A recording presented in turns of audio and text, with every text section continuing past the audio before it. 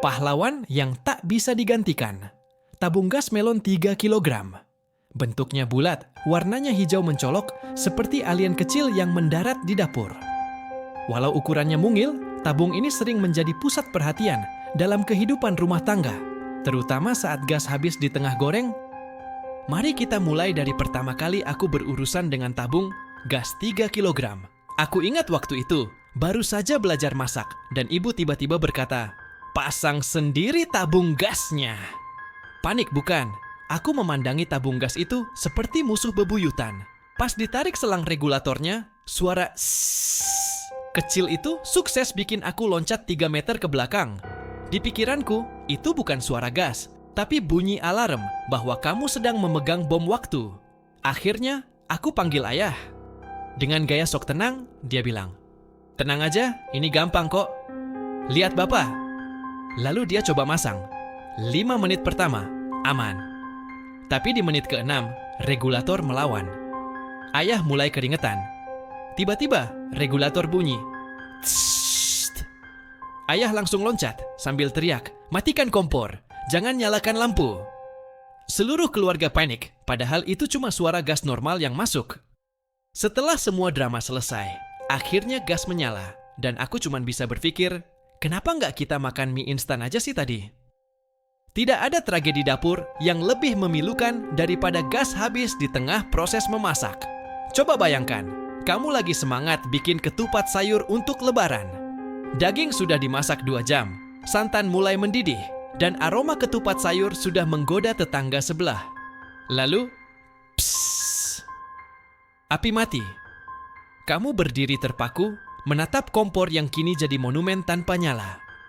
Lalu kamu cek tabung gas, digoyang-goyang seperti shake bottle, dan suara kosong di dalamnya seperti berkata, "Waktumu habis kawan." Dengan penuh harapan, kamu coba miringkan tabung, berharap masih ada setetes gas tersisa. Tapi tidak. Gas melon telah menyerah. Akhirnya, kamu pergi ke warung terdekat sambil membawa tabung kosong. Tapi di sana, drama baru dimulai. Penjualnya bilang, "Gasnya habis mas, besok baru ada." Dunia seakan runtuh. Kamu memandangi tabung gas itu, berharap dia bisa bicara, "Tenang, aku kuat sampai ketupat sayurmu matang."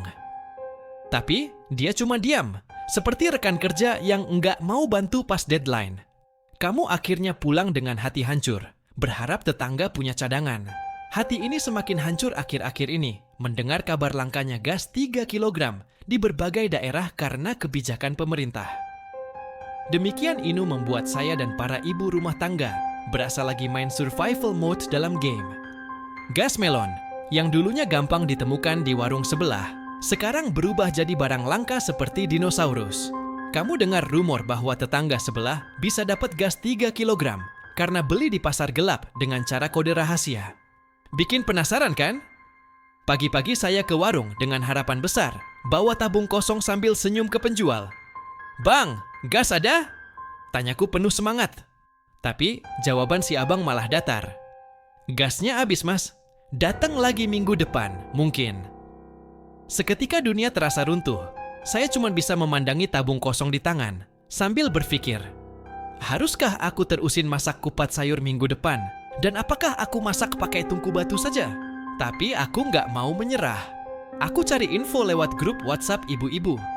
Tiba-tiba ada yang bilang, "Di warung Pak Darto tadi ada gas, tapi antriannya udah kayak mau daftar haji." Dengan cepat, aku bawa motor dan melesat ke sana. Sampai di warung Pak Darto, benar saja, antriannya panjang banget. Ada ibu-ibu yang udah bawa kursi lipat.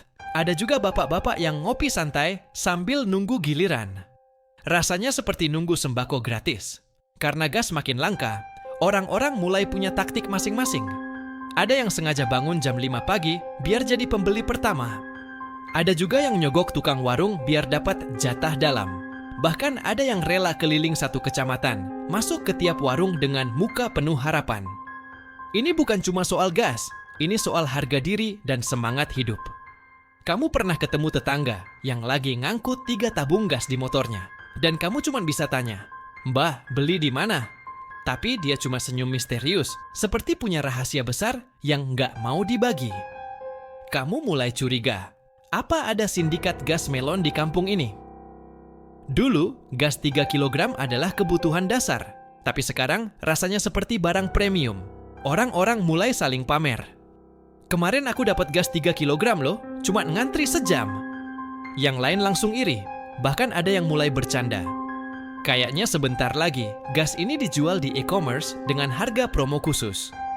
Lalu muncullah kelompok orang kaya yang dengan santainya bilang, "Aku sih sekarang pakai gas 12 kg aja." Kamu cuma bisa melirik tajam sambil berpikir, gas melon aja nggak dapet, apalagi yang 12 kg. Mereka nggak tahu perjuangan kita yang harus bersaing dengan ibu-ibu sekompleks demi gas hijau kecil ini. Saat gas langka, kreativitas orang Indonesia benar-benar diuji.